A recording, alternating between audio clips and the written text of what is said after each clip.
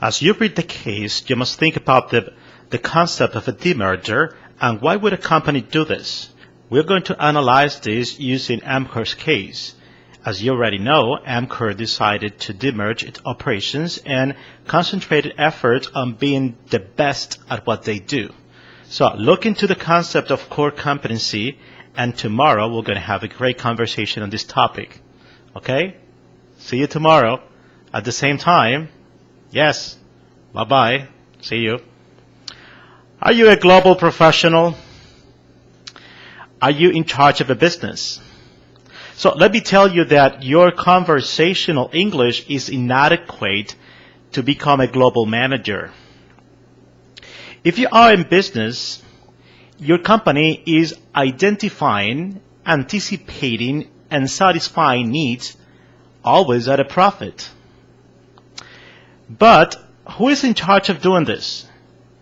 You, as a manager, are in charge of performing 4 major functions.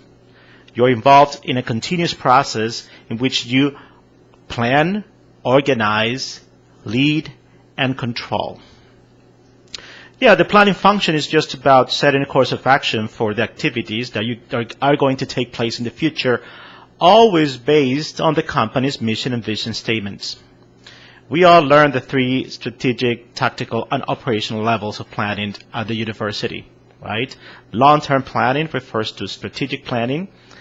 Shorter-term objectives are tactical planning, which is about a 2-year period. You're supposed to implement the strategies that were planned in the previous strategic planning stage. At a more day-to-day level, we have the operational planning. Also, managers, besides the planning function, managers perform the organizing function in a daily basis. In organizing, what we do is we allocate resources and tasks. We all know that resources could be of different nature, financial, technical know-how, and even people and talent. The next function is the leading function, in which the magic happens. And this is because managers constantly have to engage team members towards the achievement of organizational goals. Yeah, easier said than done. I think it's probably the most challenging thing to do, because you need to be able to inspire others, motivate others, engage team members towards the achievement of these goals. And overall, dealing with people is quite challenging most of the time, right? So we can agree on that one. In terms of the 4th function, we have the planning, controlling function, which is the evaluation stage, in which we evaluate the whole management process in order to take corrective action. But I'd like talking about the 4 functions so that we can highlight the importance of the leading function.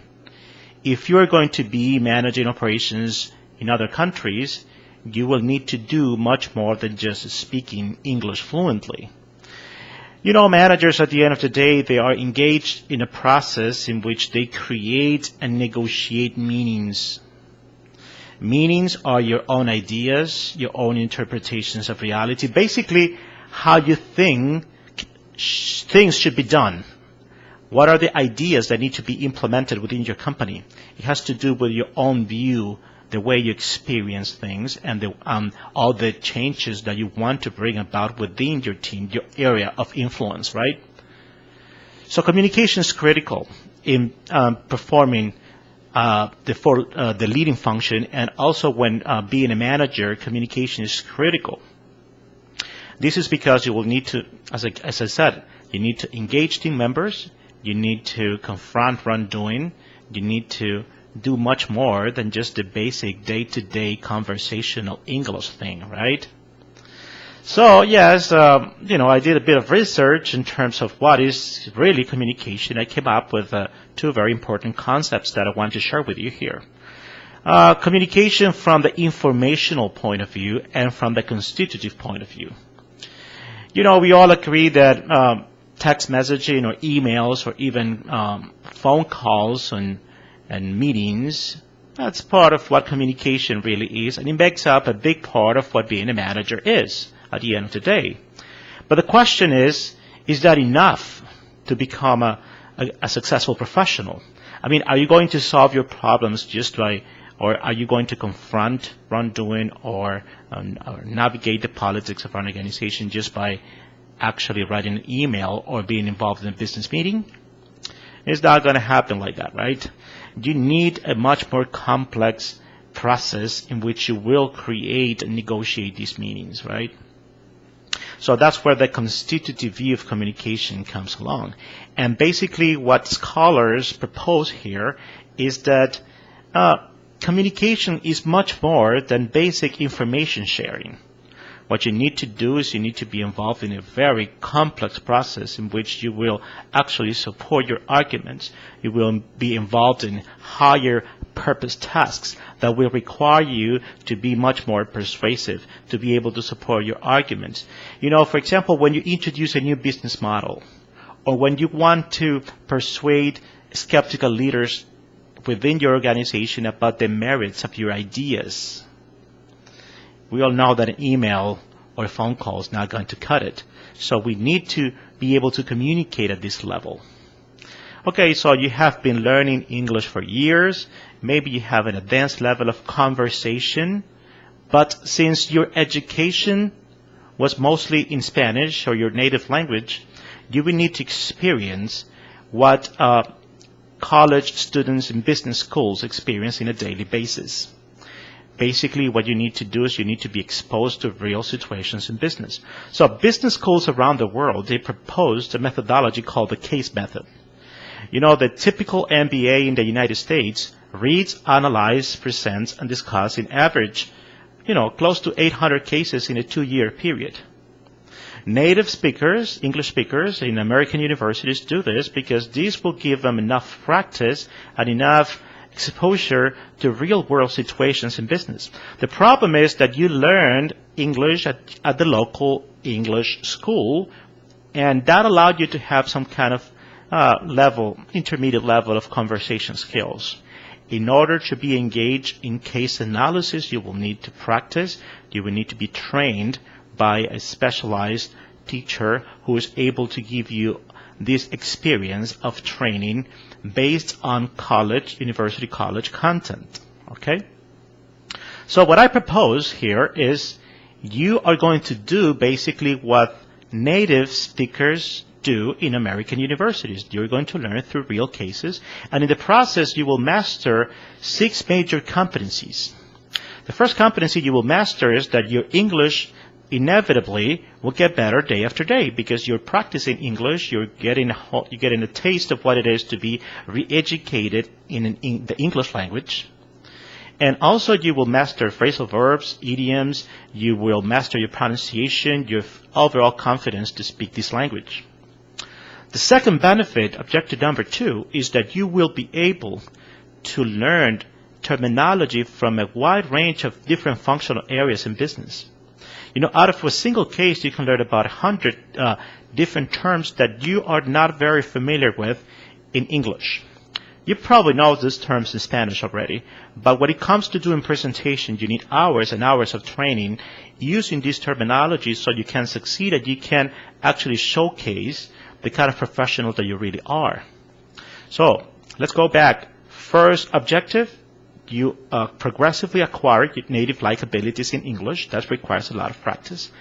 Number 2, it has to do with learning key concepts in business from different functional areas.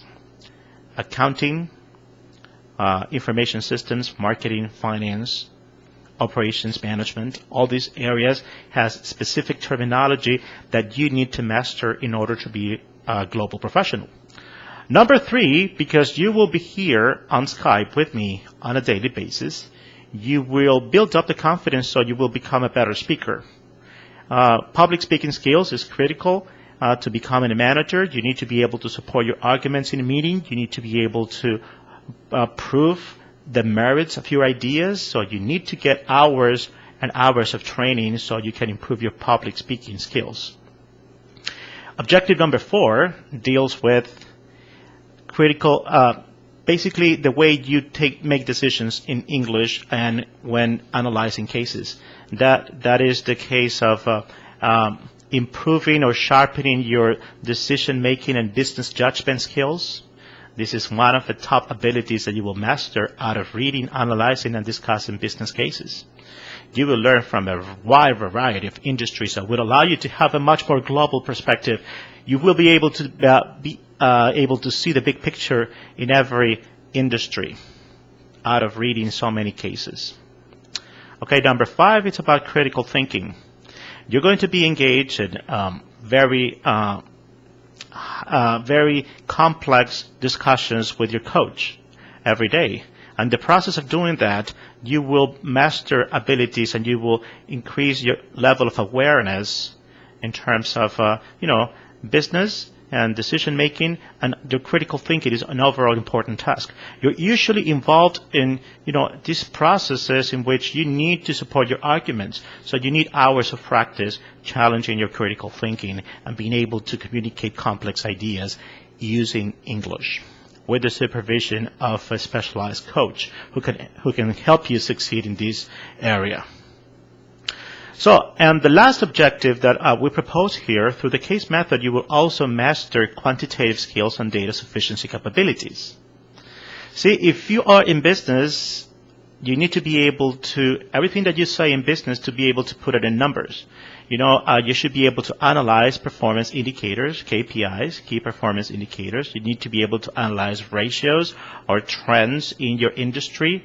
How do your decisions impact the bottom line of the company?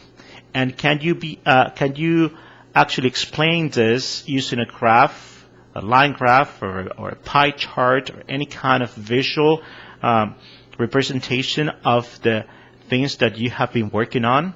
So this is basically the data sufficiency ability. Means that you take raw data and you put it in a way in which you can prove an argument.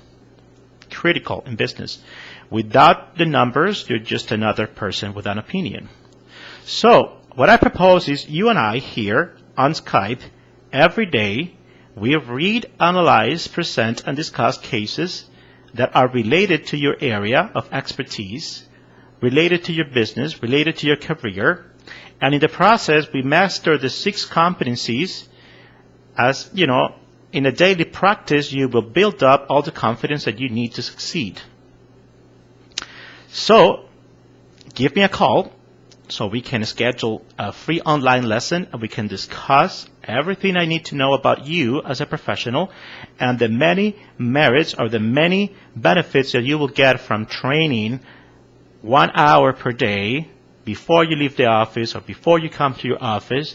You're going to be mastering all the communicational competencies that you need in order to be successful, in the global job marketplace, or to be able to be promoted to an international position in which you have much more exposure. Okay? So conversational English is inadequate. You need to train like natives do with the supervision day to day on Skype, and that will be great for your career. Okay, well, it was nice to meet you. I hope to hear from you soon. Bye-bye. See you later.